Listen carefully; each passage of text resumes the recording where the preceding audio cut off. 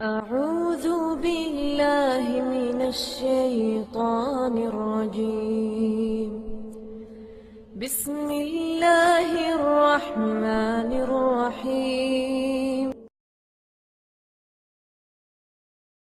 ومن أحسن قولا ممن دعا إلى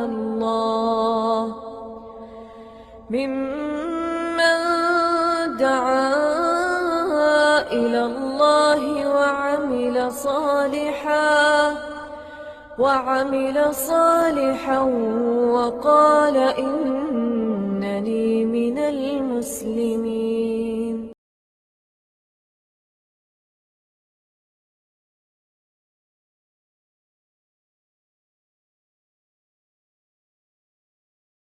الحمد لله نحمده ونستعينه ونستغفره ونعوذ بالله من شرور أنفسنا ومن سيئات أعمالنا من يهده الله فلا مضل له ومن يضلل فلا هادي له وأشهد أن لا إله إلا الله وحده لا شريك له وأشهد أن محمدا عبده ورسوله.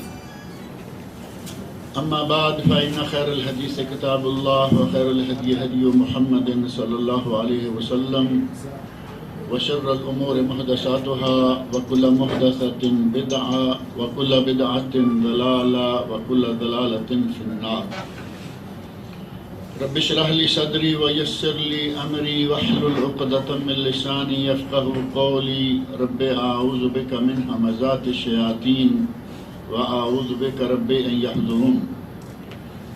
اعوذ باللہ السمیع العلیم من الشیطان الرجیم. وجزاء سیئۃ سیئۃ مثلها فمن عفا واصلح فاجرہ علی اللہ انہ لا يحب الظالمین. ولمن انتصر بعد ظلمه فاولئک ما علیہم من سبیل انما السبیل علی الذین یظلمون الناس ويبغون في الأرض بغير الحق أولئك لهم عذاب عليم. ولمن صبر وغفر إن ذلك لمن عزم الأمور. ومن يضلل الله فما له من ولي من بعده وترى الظالمين لما رأوا العذاب يقولون هل إلى مرد من سبيل.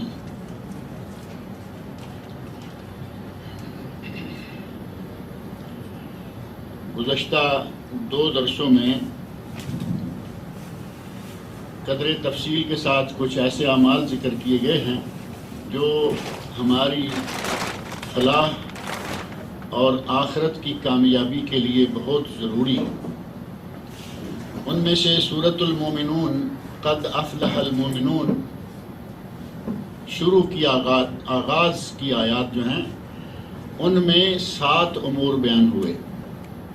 7 ایسے کام جو کہ فلاح پانے کے لیے ضروری ہیں. اور پھر سورۃ الفرقان کی آیت نمبر 63 سے لے کر آخر تک 11-12 وہ اعمال ہیں جو کہ انسان کی کامیابی کے لیے بہت ضروری ہیں. ان کا کچھ تفصیل کے ساتھ ذکر کیا گیا. اور یہاں سورۃ الشورى میں بھی کچھ ایسے ہی اعمال کو اکٹھے ہی ایک جگہ یہاں ذکر کیا گیا ہے جو ان دنوں ہم پڑھ رہے ہیں. ان میں سے پہلی چیز ایمان لانا اور دوسری اللہ کی ذات پر توکل کرنا. تیسری کبیرہ گناہوں اور فواحش سے اجتناب کرنا، بچ کر رہنا. اور چوتھی جب کبھی غصہ آ جائے، کسی کی زیادتی کی وجہ سے اس سے آپ ناراض ہو جائیں تو اس کو معاف کر دینا. اور ان کے متعلق نبی اکرم صلی اللہ علیہ وسلم کی حیات طیبہ سے کچھ واقعات بھی ذکر کیے گئے تھے. اور 5ویں چیز یہ ہے کہ اللہ رب العزت اپنے بندوں کو جب کسی بھی معاملہ میں پکارتا ہے یعنی حکم دیتا ہے تو وہ اس پکار کو سنتے ہیں، اس امر کو، اس حکم کو مانتے ہیں. اللہ جب حکم دیتا ہے تو اللہ کے حکم کو وہ قبول کرتے ہیں، مانتے ہیں اور نماز قائم کرتے ہیں. اور نماز قائم کرنے کے سلسلے میں بھی یہ بات ذکر کی گئی کہ نماز صرف خود پڑھ لینا کافی نہیں ہے، بلکہ نماز کا نظام کو قائم کرنا، خاص طور پر اگر قوت ہے، کم از کم جتنی قوت ہے، جو لوگ آپ کے زیر دست ہیں، آپ کے زیر سایہ ہیں، ان کو تو نماز قائم کروائیں۔ اللہ رب العزت نے ارشاد فرمایا ہے وَالَّذِينَ إِن مَّكَّنَّاهُمْ فِي الْأَرْضِ أَقَامُوا الصَّلَاةَ، اگر لوگوں کو ہم زمین میں اقتدار دیں تو وہ نماز کا نظام قائم کرتے ہیں۔ اب ہر آدمی بادشاہ تو ہو نہیں سکتا، ہر آدمی کہے کہ میں بادشاہ ہی بن جاؤں گا تب ہی جا کے یہ نظام نماز جو ہے یہ قائم کروں گا، تو یہ ضروری نہیں، لیکن ہر آدمی اپنے گھر کا بادشاہ ہے یا نہیں؟ بادشاہ ہے یا وزیر ہے، دو میں سے ایک پوزیشن تو یقیناً ہوتی ہی۔ کم از کم اپنے گھر میں یہ نظام قائم کیا جائے کہ جب ہم کسی کو زمین میں اقتدار دیتے ہیں، زمین پر تمکین عطا کرتے ہیں، تو کسی کی تمکین پورے ملک میں اور کسی کی کم از کم اپنی باؤنڈری، اپنے گھر کی چار دیواری میں تمکین ہے، وہ اپنی بیوی، اپنے بال بچوں کو، اپنے زیر دست لوگوں کو، اپنے دفتر کے لوگوں کو، جہاں تک اس کا بس چلتا ہے وہاں تک اقامت نماز کا نظام جو ہے وہ قائم کرے۔ اور ساتویں چیز یہاں جو بیان کی گئی ہے وہ ہے وَأَمْرُهُمْ شُورَى بَيْنَهُمْ، کہ اہل ایمان کا، مسلمانوں کا، فوز و فلاح پانے والوں کا معاملہ باہم مشاورت سے طے پاتا ہے، مشورے سے کام کرتے ہیں۔ اور خاص طور پر اگر کسی کو کسی علاقے پر چھوٹا ہے یا بڑا کچھ تسلط حاصل ہے، بادشاہ نہیں ہے، گورنر نہیں، کسی علاقے کا منسٹر ہے، مسئول ہے، کسی بلدیہ کا میئر ہے، کسی محلے کا وہ چیئرمین ہے، تو یہ نہیں کہ وہ محلے میں، شہر میں، اپنے علاقے میں، اپنی اسٹیٹ میں، اپنے ملک میں اپنی مرضی کا ہر حکم نافذ کرے، بلکہ وَأَمْرُهُمْ شُورَى بَيْنَهُمْ، ان کے معاملات آپس میں صلاح مشورے سے ہوتے ہیں۔ کوئی بھی معاملہ آتا ہے وہ آپس میں صلاح مشورہ کر کے چلتے ہیں، اور اسی صلاح مشورے کے ساتھ اعمال کو سر انجام دینے کا اللہ رب العزت نے ہمارے نبی صلی اللہ علیہ وسلم کو بھی حکم فرمایا تھا، جیسا کہ سورہ آل عمران میں اللہ رب العزت نے آیت نمبر 159 میں اللہ رب العزت نے ارشاد فرمایا ہے فَبِمَا رَحْمَةٍ مِّنَ اللَّهِ لِنْتَ لَهُمْ، اے میرے نبی یہ اللہ کی رحمت ہے کہ آپ اپنے صحابہ کے لیے نرم دل ہیں، یعنی اللہ کا رحم و کرم ہے آپ پر کہ آپ کو صحابہ کے لیے نرم دل بنایا۔ وَلَوْ كُنْتَ فَظًّا غَلِيظَ الْقَلْبِ لَانفَضُّوا مِنْ حَوْلِكَ، اگر آپ سخت گیر ہوتے، سخت دل ہوتے، لَانفَضُّوا مِنْ حَوْلِكَ، تو یہ لوگ تمہارے ارد گرد سے بھاگ جاتے۔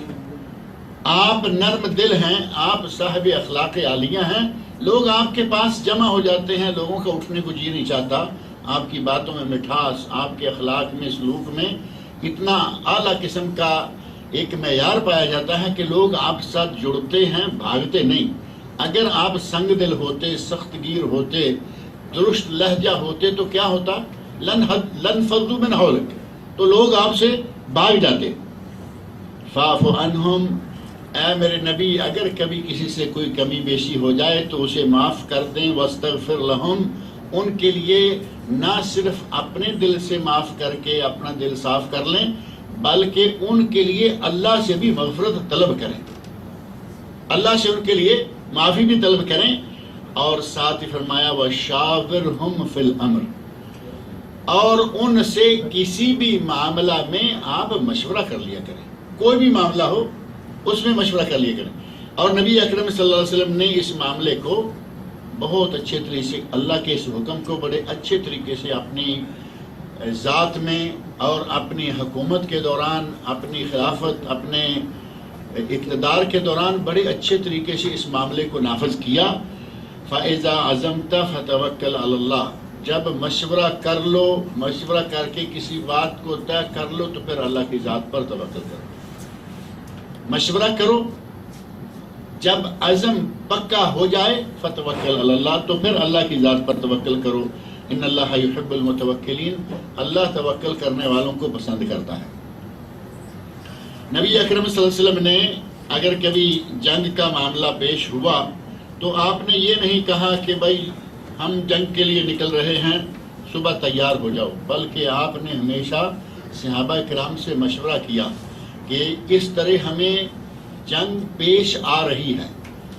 نبی صلی اللہ علیہ وسلم نے حملے تو نہیں کیے، عموماً نبی صلی اللہ علیہ وسلم نے جنگ کی جب مجبوراً کرنی پڑی۔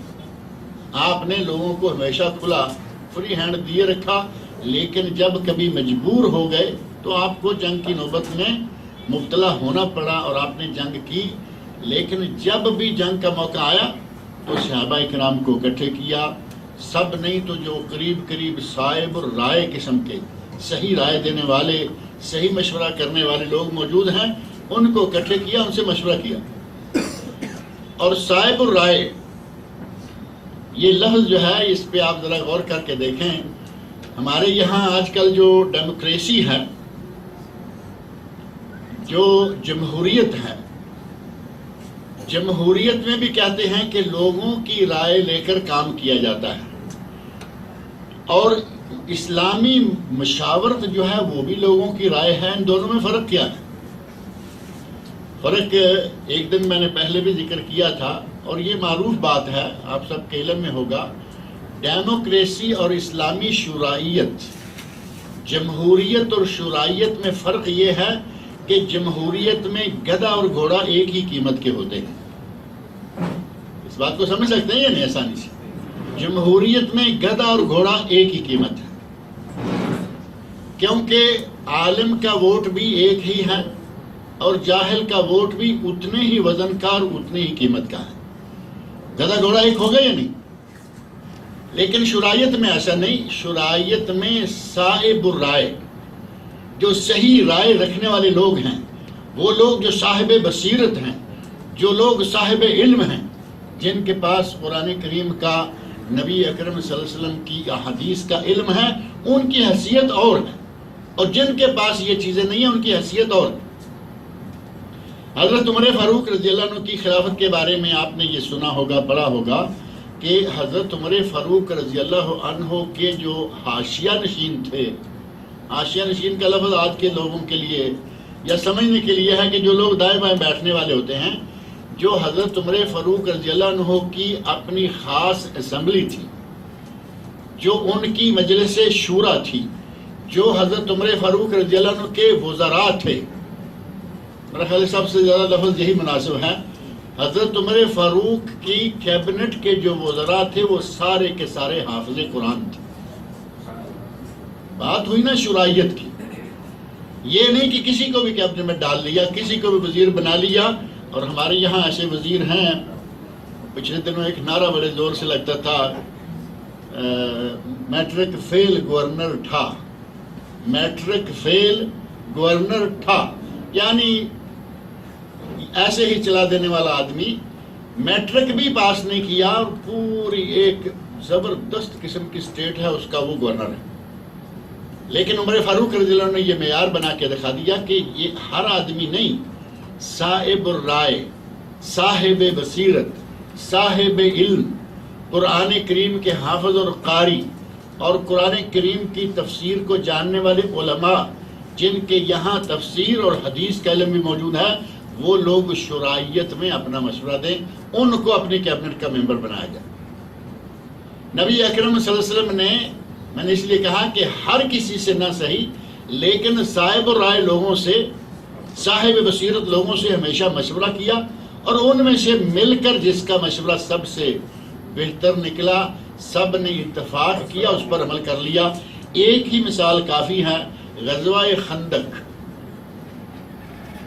غزوہ خندق مدینہ منورہ میں رہ کر لڑی گئی تھی۔ دشمنوں نے حملہ کر دیا اور بالکل وہ قریب آ کے ڈیرا لگا کے بیٹھ گئے کہ ہم اب ان پر، مسلمانوں پر قبضہ کریں گے، ان پہ حملہ کریں گے، ان کو یہ کریں گے، وہ کریں گے۔ نبی صلی اللہ علیہ وسلم نے فوری طور پر اپنے قریبی لوگوں کو، صاحب الرائے لوگوں کو، صحیح فہم صاحب بصیرت لوگوں کو اکٹھے کیا اور مشورہ کیا کہ بتاؤ ہمیں کیا کرنا چاہیے، مدینہ منورہ سے باہر نکل کر جنگ کریں یا مدینہ منورہ کے اندر رہتے ہوئے جنگ کریں۔ تو پہلی بات یہ طے پائی کہ مدینہ منورہ کے اندر رہ کر ہی جنگ کرتے، اور دوسری بات حضرت سلمان فارسی رضی اللہ عنہ نے مشورہ دیا اور کہا کہ اے اللہ کے رسول، اگر ہم مدینہ منورہ کے چاروں طرف خندق کھود لیں، غزوہ احزاب اور غزوہ خندق دونوں نام اسی ایک جنگ کے تھے۔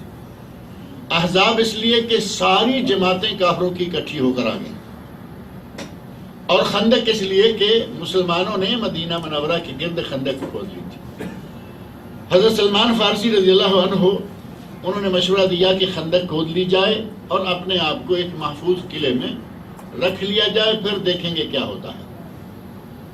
نبی اکرم صلی اللہ علیہ وسلم نے حضرت سلمان رضی اللہ عنہ کی اس رائے کو اپنے دیگر صحابہ پر پیش کیا، سب نے اتفاق کیا، طے ہو گیا کہ خندق کھودیں گے۔ اور خندق کھودنے کے دوران پھر بڑے واقعات پیش آئے۔ نبی اکرم صلی اللہ علیہ وسلم کی زبان گرامی سے آپ کے اتنے اچھے اچھے کلمات آپ کی زبان گرامی پر جاری ہوئے کہ آج کے شعر اگر اس کے مقابلے میں رکھے جائیں تو شعروں کی حیثیت ختم ہو جائے۔ نبی اکرم صلی اللہ علیہ وسلم کی زبان سے اس وقت ایسے کلمات اللہ نے جاری فرمائے، اور وہ شعر بھی نہیں تھے، وہ شعر بھی نہیں تھے، لیکن آج کے شعروں سے بھی زیادہ بہترین وزن، بہترین قافیے۔ اور شعر اس لیے نہیں تھے کہ اللہ رب العزت نے نبی صلی اللہ علیہ وسلم کو شاعر بنایا ہی نہیں، یہ تو الزام لگایا گیا تھا نا کہ آپ شاعر ہیں۔ شاعروں نے کہا کہ آپ شاعر نہیں ہیں۔ اور قرآن کریم سورہ یاسین میں اللہ رب العزت نے باقاعدہ اس کا رد کیا، وَمَا عَلَّمْنَاهُ الشِّعْرَ وَمَا يَنبَغِي لَهُ، فرمایا کہ ہم نے اپنے نبی کو شعر سکھلایا نہیں، اور ہمارے نبی کا شاعر ہونا آپ کے لیے مناسب بھی نہیں تھا، آپ کے شاعر شان بھی نہیں تھے۔ لیکن اس کے باوجود نبی صلی اللہ علیہ وسلم کی زبان گرامی سے بڑے خوبصورت کلمات نکلے۔ ایک پتھر توڑنے کا واقعہ آیا، وہ بھی اسی خندق کے دوران ہی پیش آیا۔ نبی اکرم صلی اللہ علیہ وسلم نے انصار و مہاجرین کے لیے دعائیں مانگی، بہترین اشعار کی شکل میں وہ دعائیں مانگی۔ صحیح بخاری میں وہ ساری تفصیلات موجود ہیں۔ خندق کی تفصیلات میں ہم نہیں جاتے، مشورہ کر کے ایک آدمی کے مشورے پر سب نے اتفاق کیا اور خندق کھودنا طے کر لیا۔ گویا کہ نبی اکرم صلی اللہ علیہ وسلم کو جو اللہ نے حکم دیا تھا، وَشَاوِرْهُمْ فِي الْأَمْرِ، اے میرے نبی ان کو معاف کریں، ان کے لیے مغفرت کی دعائیں کیا کیجئے اور ان سے مشورہ کر لیا کیجئے۔ نبی اکرم صلی اللہ علیہ وسلم نے اپنے صحابہ سے ہمیشہ مشورہ کیا، اور جس بات پر سب کا اتفاق ہو جاتا اس بات کو مان لیتے۔ یہ ہے شورائیت، اور شورائیت کی برکات جو ہیں وہ آپ کے سامنے ہیں۔ شورائیت کی برکات، نبی اکرم صلی اللہ علیہ وسلم نے ہمیشہ ہر معاملہ مشورے سے کیا اور ہمیشہ کامیابی پائی۔ اللہ نے ہمیشہ اس کے نتیجے میں آپ کو فتح و نصرت عطا کی۔ اور آج کے دور میں جو ڈیموکریسی کو یا جمہوریت کو کہا جاتا ہے کہ یہ بھی شورائیت کی طرح ہے، ہر آدمی اپنا ووٹ ڈالتا ہے۔ شورائیت ایک اسلامی اصطلاح ہے اور جمہوریت ایک مغربی اصطلاح ہے۔ جمہوریت مغربی، اسلام کی برکات آپ کے سامنے ہیں، اور جمہوریت نے جو مغربی رنگ مسلمانوں پہ چڑھایا وہ بھی آپ سے پوشیدہ نہیں ہے۔ اس جمہوریت کے نتیجہ میں ایسے ایسے واقعات آئے کہ بعض ملکوں میں کثرت رائے، یہ جمہوریت میں ایک لفظ یہ ہوتا ہے کہ کثرت رائے سے جو فیصلہ ہو جائے گا، اور کثرت رائے میں سب لوگ ایک جیسے ہیں۔ میں نے پہلے کہا کہ گدھا اور گھوڑا برابر ہے۔ کثرت رائے سے بعض ملکوں میں آپ یہ خبریں سنتے رہتے ہیں، یہ طے ہو گیا کہ مرد اور مرد کا آپس میں نکاح ہو سکتا ہے۔ پچھلے دنوں یہ خبریں آئیں نا کچھ عرصہ پہلے، عورت عورت کا آپس میں نکاح ہو سکتا ہے، مرد مرد کا، ہم جنس پرستی جو ہے۔ اسی طرح بعض علاقوں میں زنا کے بارے میں جو اسلام میں انتہائی گھٹیا گناہ شمار ہوتے ہیں، انتہا کی فحاشی شمار ہوتے ہیں، ان چیزوں کو جائز قرار دے دیا گیا۔ اور کچھ علاقوں میں یہ کیا گیا کہ اس طرح زنا جائز نہیں، اگر جبرن ہو تو پھر جائز، پھر منع ہے۔ عام حالت میں زنا منع نہیں، لیکن جبرن کیا جائے جس کو پھر ریپ کا نام دیا گیا الگ سے، اگر ریپ ہے، جبرن ہے تو منع ہے، اور لڑکی لڑکا دونوں راضی ہیں تو کوئی حرج نہیں ہے۔ یہ اس جمہوریت کی برکات ہیں ساری۔ اگر اسلام ہوتا، اسلامی شرائط ہوتی، اس قسم کا کوئی مشورہ سامنے نہیں آ سکتا۔ قرآن کریم نے زنا کو حرام قرار دیا، قرآن کریم نے شراب کو حرام قرار دیا، قرآن کریم نے ہم جنس پرستی کو حرام قرار دیا، نبی اکرم صلی اللہ علیہ وسلم نے حرام قرار۔ کیسے ہو سکتا تھا کہ یہ باتیں سامنے؟ لیکن ان لوگوں نے مشورے کو جو اسلام نے حیثیت دی تھی اس کو سمجھا ہی نہیں۔ انہوں نے یہ سمجھ لیا کہ ووٹ اور مشورہ کسی کا برابر ہیں، جبکہ ووٹ کی بات اور ہے اور شرائط کی بات اور ہے۔ اللہ رب العزت نے اہل ایمان کے لیے دنیا کی کامیابی اور آخرت کی فوز و فلاح کے لیے کہا کہ ان کا معاملہ باہم مشورے سے طے ہوتا ہے۔ اگر باہم مشورے سے کوئی بھی کام ہو، گھر میں میاں بیوی کے مشورے سے کوئی کام ہو تو وہ ہو جایا کرتا ہے یا نہیں؟ اور اگر بیوی اور شوہر کا آپس میں مشورہ نہ ہو، جو کام شوہر زبردستی کر لے یا بیوی زبردستی کر لے، تو آپ کو معلوم ہے کہ اس کے نتائج کیا ہوا کرتے ہیں۔ بعض شادیاں ایسی ہو جاتی ہیں کہ بیوی نہیں چاہتی اور شوہر نے کر لی، اپنے بیٹے کے لیے اپنی بھتیجی لے آیا، ساری عمر یہاں جھگڑا بنا رہتا ہے، چونکہ وہ اپنی بھتیجی لانا چاہتی تھی، وہ اپنی لے آیا، گھر کے اندر ہر وقت جنگ جاری رہتی۔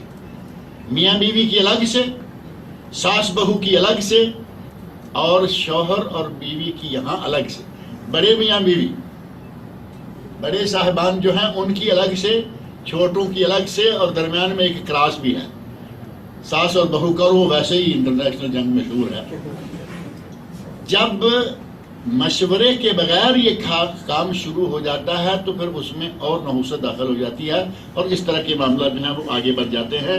اللہ رب العزت نے ارشاد فرمایا وَأَمْرُهُمْ شُورَىٰ بَيْنَهُمْ، ساتواں کام ان لوگوں کا یہ ہے کہ وہ اپنے معاملات کو مشورے کے ساتھ لے کر چلتے ہیں۔ حضرت عمر فاروق رضی اللہ عنہ، ابو بکر صدیق رضی اللہ عنہ کے واقعات آپ دیکھیں، عثمان غنی کے دیکھیں، خلفاء راشدین کے دیکھیں، حتیٰ کہ ان کی اپنی خلافت کے معاملہ دیکھیں۔ حضرت عمر فاروق کے بارے میں مشہور ہے نا کہ جب ان کو خنجر لگا اور انہیں لگا کہ اب معاملہ ختم ہو جائے گا اس خنجر کے نتیجہ میں، شاید میں بچ نہیں پاؤں گا، 10 آدمی مقرر کر دیا۔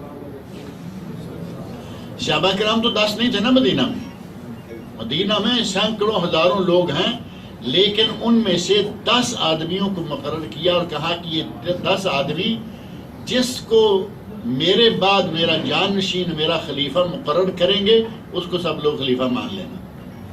مشورے کے ساتھ یہ بات طے ہوئی، اور مشورے کے ساتھ حضرت عثمان غنی رضی اللہ عنہ کو خلیفہ مقرر کر لیا گیا۔ صحابہ کرام میں، مسلمانوں میں جب تک یہ شرائط کا نظام قائم رہا، سارے کے سارے معاملات اچھے چلتے رہے۔ 8ویں صفت بتائی وَمِمَّا رَزَقْنَاهُمْ يُنْفِقُونَ، جو ہم انہیں رزق دیتے ہیں اس سے اللہ کی راہ میں یہ خرچ بھی کرتے ہیں۔ سانپ بن کر اس پر بیٹھ نہیں جاتے، بلکہ جہاں جہاں ضرورت پیش آتی ہے، غریبوں کے لیے، مسکینوں کے لیے، محتاجوں کے لیے، فقیروں کے لیے، بیواؤں کے لیے، یہ اپنے مال سے، اور اللہ نے کیا کہا وَمِمَّا رَزَقْنَاهُمْ، اپنے مال سے نہیں، جو ہم نے انہیں رزق دیا ہے ہمارے دیے ہوئے میں سے خرچ کرتے ہیں۔ اور اللہ دیتا ہے، دیکھو اللہ دیتا ہے 1000، اور کتنا خرچ کرنے کا حکم دیا؟ فرضاً 25 ریال، صرف 1000 ریال دے کر صرف 25 ریال خرچ کرنے کا یہ فرضاً حکم ہے۔ اور یہاں ایک بات میں ذہن میں رکھیں، ذکر کر دوں، جو کہ آج کل سوالات میں بہت ساری آ رہی ہے، بار بار لوگ کر رہے ہیں سوال۔ کسی کی شادی ہے، وہ ذرا غریب لوگ ہیں، تو بیٹی کی شادی اور اس میں اخراجات، تو کیا زکوٰۃ کا پیسہ وہاں دے سکتے ہیں؟ یقین جانے یہ بہت سوال آتا ہے۔ سکول ہے اور اس میں انگلش پڑھائی جاتی ہے، انگلش والوں کا سکول ہے، مسلمانوں کا جسے کہیں وہ نہیں، عام سکول ہے، کافر پڑھے مسلمان پڑھے ایک جیسی تعلیم، اس میں زکوٰۃ کا پیسہ فنڈ کے طور پر فنڈنگ کریں گے، اس کو ڈونیشن کے لیے زکوٰۃ کا پیسہ دے سکتے ہیں۔ ایسے عجیب و غریب کام سامنے لائیں گے زکوٰۃ کے لیے۔ اللہ رب العزت نے یہ جو 1000 میں سے 25 ریال مانگے ہیں اس کے اللہ نے خود ٹھکانے مقرر کر دیے سورہ توبہ میں. سورہ توبہ آیت نمبر 60 ہے نا، انما الصدقات للفقراء والمساکین، سب سے پہلے جو 2 نام لیے، ان کے بعد باقی لوگوں کو بھی دیجیے، فی سبیل اللہ بھی دیجیے. لیکن اگر کسی کا تعاون کرنا ہے آپ نے تو اپنی جیب سے کیجیے. آپ کے پاس کو 1000 میں سے 25 وہی نہیں رہ گئے کہ لوگوں کی شادیاں بھی آپ اسی میں کرائیں، لوگوں کے سکول بھی آپ انہی میں سے چلائیں، اور لوگوں کے ہسپتال بھی انہی میں سے چلائیں. 25 کے علاوہ آپ کو 9,775 ریال، 975 ریال میں سے سکول چلاؤ، شادیاں کراؤ، لوگوں کے ہسپتال چلاؤ. ہم باغ گھوم پھر کے وہی 25 پہ آ جاتے ہیں. جبکہ میں عموماً اپنے احباب کو جو پوچھنے والے ہیں ان کو یہ کہتا رہتا ہوں کہ پہلے نمبر پر شادی وہ ہمارے پاک و ہند میں وہ کام ہے، بلکہ اب سب جگہ کہہ لیں، شادی وہ کام ہے جس میں 90% خرچ پیسہ حرام راستوں میں جاتا ہے. آپ اس بات پہ اعتماد کرتے ہیں یا نہیں؟ 90% کے قریب پیسہ ناجائز جگہوں پہ جائے گا. مان لیتے ہیں کہ کوئی 10% صحیح جگہ پہ خرچ ہو جاتا ہے. جہاں 90% ناجائز جگہوں پہ پیسہ جائے گا، آپ چاہیں گے کہ آپ کی زکوٰۃ وہاں ڈال دی جائے؟ گویا کہ آپ 1000 میں سے جو 25 دینے ہیں اس کو بھی غلط جگہ پہ پھینک رہے ہیں. اور جب دانہ سڑک پہ پھینکیں گے اور بعد میں کہیں گے کہ اگا نہیں ہے، تو اگے گا کیسے؟ اس کے لیے زرخیز جگہ دیکھو، نرم مٹی دیکھو، اور پھر اس کے بعد اگر مٹی زرخیز ہے، ذرا نم ہو تو یہ مٹی بڑی زرخیز ہے ساخی، جگہ صحیح دیکھو، کونپلیں ضرور اگیں گی، زرخیزی سامنے آئے گی، وہ زر لائے گی. لیکن جب آپ سڑک پہ کسی بنجر زمین میں دانہ پھینک دیں گے تو اگے گا نہیں. لہذا اللہ رب العزت نے یہاں اشارہ دے دیا کہ جو ہم رزق دیتے ہیں ان میں سے یہ خرچ بھی کرتے ہیں. یہ نہیں کہ 1000 دیا تو 1000 پہ بیٹھ گئے، 100 دیا تو 2.5 ریال دینے کے لیے تیار نہیں. اور اگر 1 لاکھ ملے تو 2500 دینے میں کیا تکلیف؟ 1 لاکھ دیکھیں آپ اماؤنٹ دیکھیں کتنی بڑی، 1 لاکھ ریال. اللہ کی راہ میں کیا دینا ہے؟ 2500 چھوٹا سا رہ گیا 1 لاکھ کے مقابلے میں، چھوٹی سی جگہ 40واں حصہ بنتا ہے. لیکن جیسے ہی ہمارے یہ 2500 اور پھر 2500 5000 اور 2 مرتبہ کرے تو 10,000 اور پھر 2 مرتبہ کرے تو 20,000. اب یہاں تو 20,000 بڑی رقم نظر آنے لگی. 20,000 ہم اب غریبوں میں نکال دیں. وہ اللہ کے بندے دوسری طرف دیکھو اماؤنٹ کتنا ہو گیا تمہارا. آپ نے بینک کا اکاؤنٹ چیک کر کے دیکھو، وہاں ملینز جمع ہیں، تم 20,000 پہ آ کے پریشان ہو رہے ہو. یہ 20,000 40واں حصہ. آپ اس کو 40 میں ضرب دے کے دیکھیں تمہارے اکاؤنٹ میں پیسہ کتنا باقی ہے. لیکن گھبراہٹ، 20,000 ہم یہ غریبوں میں اللہ رب العزت کہہ رہا ہے وہ سارے ہم نے دیے، 40واں حصہ 20,000 بنتا ہے. یہ تو کسی غریب مسکین کو تقسیم کر دو. غریبوں مسکینوں میں اللہ کے راستوں میں جتنے بھی ہیں تقسیم کرو. والذین اذا اصابہم البغی هم ینتصرون. جب کبھی کوئی ان پر ظلم اور زیادتی کرتا ہے تو وہ صرف برابر سرابر بدلہ لیتے تھے. کسی نے زیادتی کر دی، اب کسی نے تھپڑ مارا تو یہ چاقو نہیں اس کے پیٹ میں گھونپ دیتے، بلکہ تھپڑ کا جواب زیادہ سے زیادہ تھپڑ دیتے ہیں. اور قرآن کریم نے بدلہ لینے کی اجازت دی ہے. فرمایا النفس بالنفس، جان کے بدلے جان، دانت کے بدلے دانت، کان کے بدلے کان، آنکھ کے. اللہ رب العزت نے جب اجازت دی ہے تو ساتھ یہ حکم دے دیا کہ وہ کیا کرتے ہیں، والذین اذا اصابہم البغی هم ینتصرون. جب کوئی بغاوت کرے، سرکشی کرے، ظلم اور زیادتی کرے تو وہ صرف برابر بدلہ لیتے ہیں، زیادہ نہیں. یہ نہیں کہ کسی نے معمولی بات کی اور کہا کہ اب اس کو ہم دنیا سے اٹھا دیں گے، اور ساتھ فرمایا وَجَزَاءُ سَيِّئَةٍ سَيِّئَةٌ مِثْلُهَا. برائی کا بدلہ اس کے برابر برائی کر کے. لفظ تو سیئتن سے سیئت نہیں ہے نا. اس نے پہلے نے ظلم کیا تھا، دوسرے نے جب بدلہ کیا تو کیا یہ بھی ظلم ہوگا؟ کیا خیال؟ پہلے نے ظلمن زیادتی کی مارا، دوسرے نے اس کو صرف جوابی کارروائی کے طور پر صرف اتنا مارا، تو ظلم کس کا ہوگا؟ پہلے کا. سیئہ کس کی ہوگی؟ پہلے کی. پہلے کی برائی ہے، دوسرے کی برائی نہیں بلکہ دوسرے کا بدلہ ہے، جس کی اللہ رب العزت نے اجازت دی ہے. لیکن عربی میں مشاکلہ، ملتے جلتے لفظ، کہاں کہ اس نے برائی کی تم بھی اتنی برائی کر لو. صرف شکل، لفظ شکلن برابر ہے لیکن معنی اور مفہومن نہیں، کیونکہ پہلے نے جو زیادتی کی وہ ظلم ہے، دوسرے نے جو بدلہ لیا وہ انتقام کہہ لیں، بدلہ کر لیں، لیکن برابر جو اللہ نے اجازت دی.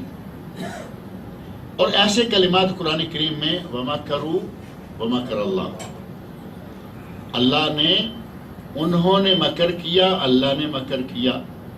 اللہ رب العزت کا مکر کرنا صرف ان کے اس لفظ کے مشاکلت کے طور پر آیا. یخادعون اللہ وہو خادعہم، وہ اللہ کو دھوکہ دینا چاہتے ہیں یا دینے کی کوششیں کر رہے ہیں اور اللہ ان کو دھوکہ دیتا ہے. اللہ دھوکہ دیتا ہے؟ اللہ دھوکہ نہیں دیتا، لیکن ان کے یہ ہے مشاکلت. جیسے یہاں کہا نا کہ برائی کا بدلہ برائی، اتنی برائی. یہ دوسرا لفظ برائی اصل معنی نہیں ہے، لیکن لفظاً چونکہ انہوں نے جو لفظ اپنے ان کے کام کے لیے جو لفظ استعمال ہوا وہی بدلے کے طور پر بھی استعمال کیا گیا. جیسے مکر ہے، خداع ہے، اور کہاں وَكَذَلِكَ أَتَتْكَ آيَاتِي فَنَسِيتَهَا، تمہارے پاس ہماری آیات آئیں اور تو نے ہماری آیات کو بلا دیا. وَكَذَلِكَ الْيَوْمَ تُنْسَى، اسی طرح آج تو بھی بلا دیا جائے گا. اللہ کو بھول چوک ہے؟ اللہ کو بھول چوک نہیں ہے، اللہ بھولتا نہیں ہے. اللہ کو نسیان، یہ نسیان چونکہ ایک عیب ہے، ایک کمی ہے، نقص ہے، کوتاہی ہے. اللہ رب العزت تمام عیوب سے منزہ اور پاک ہے.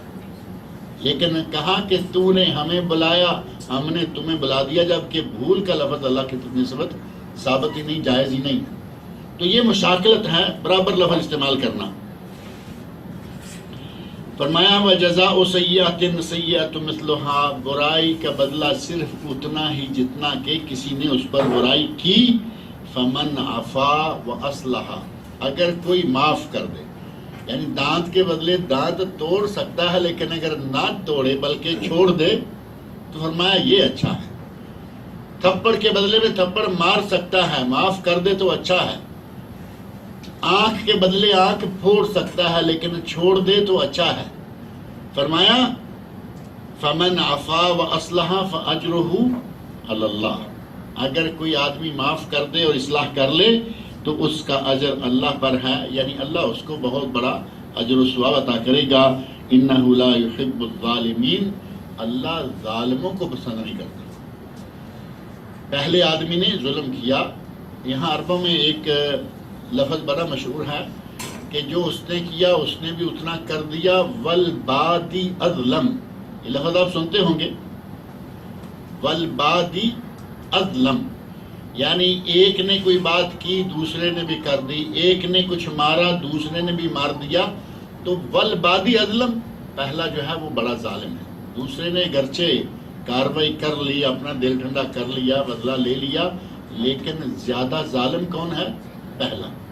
بلکہ اصلاً ظالم پہلا ہے، دوسرا ظالم بنتا ہی نہیں، اس نے صرف بدلہ لیا اگر وہ اپنی حدود کے اندر رہے. وَلَمَنِ انْتَصَرَ بَعْدَ ظُلْمِهِ فَأُولَئِكَ مَا عَلَيْهِمْ مِنْ سَبِيلٍ، اور جو آدمی ظلم ہونے کے بعد، یعنی جس پر ظلم ہو گیا، ظلم ہونے کے بعد اگر اس نے اپنا بدلہ لے لیا، فَأُولَئِكَ مَا عَلَيْهِمْ مِنْ سَبِيلٍ، ان پر لعنت ملامت کا کوئی راستہ نہیں ہے. ان پر لعنت ملامت کوئی نہیں، کوئی اعتراض نہیں. ان پہ ظلم ہوا تھا، انہوں نے اپنے ظلم کا بدلہ لے لیا، انہوں نے اپنا حق حاصل کر لیا. ان پر کسی قسم کے الزام کا یا ملامت کا کوئی راستہ نہیں ہے. انما السبیل علی الذین یظلمون الناس، یہ ملامت کا یا لعنت کا یا اعتراض کا راستہ کن پر ہے؟ یہ الزام کا راستہ صرف ان پر ہے الذین یظلمون الناس، جو لوگوں پر ظلم کرتے ہیں۔ ظلم کرنے والوں پر الزام ہے، جو ظلم نہیں بلکہ برابر کا بدلہ لیتے ہیں ان پہ الزام نہیں ہے۔ وَيَبْغُونَ فِي الْأَرْضِ بِغَيْرِ الْحَقِّ، اور زمین میں جو لوگ ناحق فساد کرتے پھرتے ہیں ان پر الزام ہے، ان پر راستہ ہے، جو ناحق ظلم کرتے ہیں، ناحق لوگوں پر زیادتیاں کرتے ہیں۔ اولئک لہم عذاب علیم، ان کے لیے دردناک عذاب ہے۔ وَلَمَنْ صَبَرَ، اور جو آدمی صبر کرے۔ گزشتہ ایک درس میں نے ذکر کیا تھا کہ صبر دو طرح کا ہے، ایک ہے صبر علی ادا الواجبات، واجبات کی ادائیگی پر صبر، واجبات ٹھنڈے میں آئیں، واجبات گرم میں آئیں، واجبات اپنی طبیعت کے خلاف آئیں، واجبات ادا کرنے کے لیے جی نہیں چاہ رہا لیکن وہ صبر سے کام لیتے ہیں، کرتے ہیں۔ جو فرائض ہیں، بہت ٹھنڈا موسم ہو، نماز پڑھنا عشاء کی فجر کی خاص طور پر 2 نمازیں ہمت کا کام ہے یا نہیں؟ ٹھنڈے پانی پہ صبر کیا جاتا ہے نا، ٹھیک ہے بھائی، گیزر نہیں ہے، ٹھنڈے سے وضو کریں گے، کرنا پڑے گا۔ تو یہ ہے واجبات کی ادائیگی پر صبر کرنا، یعنی چاہے جو بھی حالات ہوں گے واجبات کو ادا کیا جائے گا۔ اور دوسرا ہے منکرات سے اجتناب کرنے پر صبر کرنا۔ برائیاں بڑی مزیدار ہوتی ہیں، میں نے اس دن کہا تھا، کہتے ہیں چوری کا گڑ میٹھا ہوتا ہے، مشہور مثال ہے نا، کہتے ہیں کہ چوری کا گڑ میٹھا، گڑ تو وہی ہے لیکن وہ چونکہ چوری گناہ ہے اس لیے اس طرف شیطان لگاتا ہے کہ یہ کرو، یہ کرو، یہ کرو۔ برائی کوئی بھی ہے اس کی طرف شیطان لے کے جا رہا ہے، اس کو بنا سنوار کر مزین کر کے پیش کرتا ہے، اس لیے وہ اچھی لگتی ہے۔ وہ منکر ہے، اچھی لگ رہی ہے، یہ مومن ہے، یہ صبر کرے گا کہ مجھے یہ کام نہیں کرنا کیونکہ میرے اللہ نے، میرے رسول نے اس سے روکا ہوا ہے۔ تو یہ ہے منکرات پر صبر۔ پہلا ہے واجبات پر صبر، واجبات کی ادائیگی پر صبر، اور دوسرا منکرات سے اجتناب پر صبر۔ وَلَمَنْ صَبَرَ وَغَفَرَ، جس نے صبر کیا اور غفرا معاف کر دیا، جیسا کہ پہلے بھی الفاظ گزرے ہیں، إِنَّ ذَلِكَ لَمِنْ عَزْمِ الْأُمُورِ، یہ بہت عزیمت والے، یعنی ہر کسی سے یہ ممکن نہیں ہوتا، عزیمت والا۔ اللہ رب العزت نے انبیاء کی اتنی بڑی جماعت ہے، انبیاء اور رسل، 1,24,000 کم و بیش انبیاء، 313 یا 14 رسول، ان میں سے 5 رسولوں کو کہا کہ یہ اولو العزم من الرسل، یعنی عزیمت والے رسول۔ تو اس کا معنی ہے کہ عزیمت بہت بڑا کام ہے۔ اللہ نے فرمایا کہ یہ کام سارے جن کا ذکر کیا ہے، ان میں سے صبر کرنا اور معاف کر دینا، یہ ان ذالک لمن عزم الامور، یہ عزیمت والے بہت بڑے کاموں میں سے ہے، کیونکہ آدمی بدلہ لینے کی طاقت رکھتا اور پھر معاف کرے، عزیمت والا کام ہے یا نہیں؟ بڑے آدمی نے زیادتی کر لی اور یہ بدلہ لے ہی نہیں سکتا، اب کہے لوگوں میں ڈینگے مارتا پھرے جی ہم نے معاف کر دیا، بدلہ لے نہیں سکتا تو معاف کر دیا کا معنی کیا ہوگا؟ مجبوری ہے، معاف کرنا پڑے گا۔ لیکن اگر آدمی کو اقتدار، قوت، طاقت، بدلہ لینے کا اس میں اتنی جرت آ چکی ہے، بدلہ لینے کی طاقت موجود ہے، لے سکتا ہے، لیکن اب کہتا ہے کہ میں نے معاف کیا، تو یہ ہے من عزم الامور۔ یہ نہیں کہ آدمی مجبور ہے اور کہے کہ معاف کیا۔ وَمَن يُضْلِلِ اللَّهُ فَمَا لَهُ مِن وَلِيٍّ مِّن بَعْدِهِ، اگر کسی کو اللہ گمراہ کر دے تو اس کو اللہ کے بعد کوئی دوست مددگار نہیں ملے گا۔ جس کو اللہ گمراہ کر دے اس کو دوست کون ملے گا؟ اور یہاں یہ بھی بات ذہن میں رکھیں کہ اللہ ہر کسی کو گمراہ نہیں کرتا۔ اللہ رب العزت چاہتا ہے کہ سارے لوگ جنت میں آئیں، سارے لوگ ہدایت پہ آئیں۔ اللہ نے قرآن نازل کیا، اللہ نے نبی کو مبعوث فرمایا، پہلی کتابیں نازل کی، انبیاء کو مبعوث فرمایا تاکہ لوگوں کو ہدایت کی طرف بلائیں۔ اور جب سارے وسائل اللہ رب العزت نے مہیا کر دیے اور پھر بھی ایک آدمی الٹی جانب جاتا ہے تو وہ آدمی ہے کہ اب یہ گمراہ ہو چکا، اب اس کو کوئی آدمی ہدایت پہ لانے والا نہیں ہے۔ اور یہی ہوتا ہے جس کے سامنے سارے وسائل ہدایت موجود ہوں پھر بھی ہدایت حاصل نہ کرے، ختم اللہ علی قلوبہم، ان لوگوں کے دلوں پر اللہ مہر لگاتا ہے۔ یہ نہیں کہ اللہ ایسے ہی پکڑ کے، اللہ تو چاہتا ہے کہ سارے لوگ ہدایت پا جائیں، لیکن اللہ نے کسی معاملہ میں جبر نہیں رکھا ہوا۔ ہدایت کا راستہ بتا دیا، وَهَدَيْنَهُ السَّبِيلَ اِمَّا شَاكِرًا وَإِمَّا كَفُورًا، دونوں راستے بتا دیے ہیں، جو جنت کو لے جا رہا ہے وہ بھی بتا دیا، جو جہنم تک پہنچا دے گا وہ بھی بتا دیا۔ اِمَّا شَاكِرًا، چاہے تو سیدھا راستہ پالو، شکر گزار ہو جاؤ، وَإِمَّا كَفُورًا، چاہو تو انکار کرو اور جہنم کا راستہ اختیار کر لو۔ اللہ نے دونوں راستے بتا دیے۔ اب جو آدمی جاتا ہی بار بار کوشش، اللہ ادھر کھینچتا ہے وہ ادھر جاتا ہے، نبی ادھر کھینچتا ہے وہ ادھر جاتا ہے۔ نبی اکرم صلی اللہ علیہ وسلم نے ارشاد فرمایا کہ میں تمہیں، صحیح حدیث میں الفاظ موجود ہیں، میں تمہیں تمہاری کمروں سے پکڑ پکڑ کر جہنم سے پیچھے گھسیٹتا ہوں اور تم مجھ سے زبردستی جہنم میں گرتے ہو۔ نبی کوشش کر رہا ہے کہ میرے امتی جہنم میں نہ جائیں، اللہ چاہتا ہے کہ میرے بندے جہنم میں نہ جائیں۔ جب بندے جان بوجھ کر جبرن بھاگے چلے جا رہے ہیں اس طرف، تو اس وقت پر اللہ مور بھی لگا دیتا ہے اور کہتا ہے کہ اب اسے کوئی آدمی، اسے اب گمراہ کر دیا گیا، اب اسے کوئی آدمی ہدایت کا راستہ نہیں لا سکتا، بلکہ کوئی آدمی اس کا ولی نہیں بن سکتا۔ یہاں لفظ ولی ہے، ولی کی تفصیل میں پھر جائیں گے، لمبی بات ہو جائے گی۔ کوئی کسی کا ولی اللہ کی توفیق کے بغیر، اللہ کی چاہت کے بغیر کوئی کسی کا ولی نہیں۔ ڈینگے ماریں گے کہ ہم تمہیں پل صراط سے پار لگا دیں گے، تمہیں یہ کر دیں گے، کوئی کسی کو پل صراط سے پار نہیں لگا سکتا جب تک اللہ کی اور اللہ کے رسول کی اطاعت میں نہیں آئے گا۔ وَتَرَى الظَّالِمِينَ لَمَّا رَأَوُا الْعَذَابَ يَقُولُونَ هَلْ إِلَى مَرَدٍ مِّن سَبِيلٍ، اور آپ دیکھیں گے ظالموں کو کہ جب وہ عذاب کو اپنے سامنے دیکھ لیں گے، لَمَّا رَأَوُا الْعَذَابَ، جب عذاب کو اپنے سامنے دیکھ لیں گے تو پھر کیا کہیں گے کہ کیا یہاں سے نکلنے کا کوئی راستہ نہیں ہے؟ عذاب کو اپنی آنکھوں سے دیکھ لینے کے بعد کیا بھی یہ ہم پہ آنے والا ہے، ہم اس میں جانے والے ہیں۔ جہنم کو اپنی آنکھوں سے دیکھنے کے بعد کیا کہیں گے؟ حل الی مرد من سبیل، کیا یہاں سے نکلنے کا، واپس جانے کا کوئی راستہ ہے؟ اور واپس جانے کا راستہ ملے گا یا نہیں ملے گا، اور ان کے ساتھ کیا ہوگا؟ اور یہ بات قرآن کریم کے کچھ اور مقامات پر بھی آئی ہے، ان کا ذکر کریں گے تو بات تھوڑی لمبی ہو جائے گی۔ مجھے کسی نے بتایا کہ پچھلے درس میں آپ لوگ کچھ پریشان ہوئے کہ درس بہت لمبا ہو جاتا ہے، تو ہم آج اس کسر کو نکال لیتے ہیں، آج اسی پر کفایت کرتے ہیں۔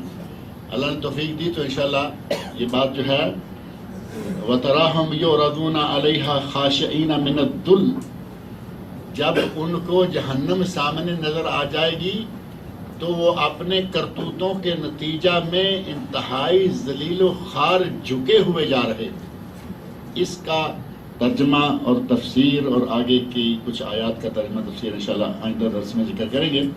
اللہ رب العزت سے میری دعا ہے کہ اللہ تعالیٰ مجھے اور آپ سب لوگوں کو قرآن کریم پڑھنے، سننے، سمجھنے اور اس کے احکام پر عمل کرنے کی توفیق عطا فرمائے۔ میری ویسے کوشش ہوتی ہے کہ میں گھڑی دیکھ کے شروع کرتا ہوں، میں وضاحت کر دوں۔ گھڑی اسپیشل اسی لیے لگوائی اور اس کی بیٹری کا میں اہتمام کرتا ہوں، بند ہو تو لگوا لیتا ہوں تاکہ مجھے یہ معلوم رہے کہ میں نے کب شروع کیا اور کب چھوڑا۔ سوال جو آپ کا کھاتا میں اس میں شامل نہیں کرتا، میں نے اپنا کھاتا جو ہے وہ درس تک رکھا ہوا ہے۔ اب سوال جو آپ لمبے ہو جائیں اور آپ، میرا خیال ہے کہ ناراض ہونے کی بجائے جس کو کوئی کام ہو اٹھ جائے، کیا خیال ہے؟ یا ضرور ناراض ہی مجھ پہ ہونا ہے؟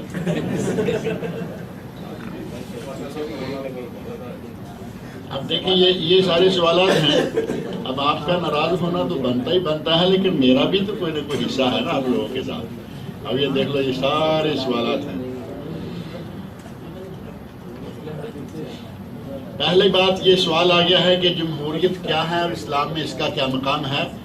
جمہوریت کو اسلامائز کرنے کی کوششیں کی جاتی رہی ہیں، جس طرح کہ میں نے پچھلے ایک درس میں یہاں اور اقربیہ میں کہا تھا کہ سوشلزم لایا جانے لگا لوگوں نے رد کر دیا، کہا کہ ہم اس کو نہیں مانتے، کہا نہیں ہم اسلامی سوشلزم لائیں گے۔ تو جب ایک مرتبہ بات زبان سے نکل جائے وہ پھر واپس نہیں جایا کرتی۔ اب سوشلزم کو اسلامائز کی کوششیں کی گئی لیکن نہیں ہو پایا الحمدللہ۔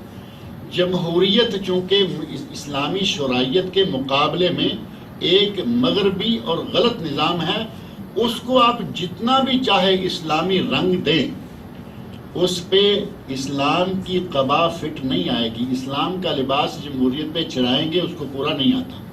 میں نے مثالیں درس میں دے دی ہیں کہ شرعیت کیا ہے اور جمہوریت وہ ہے جس کے نتیجہ میں بدکاری، فحاشی، زنا اور ہم جنس پرستی کو جائز قرار دے دیا گیا ہے۔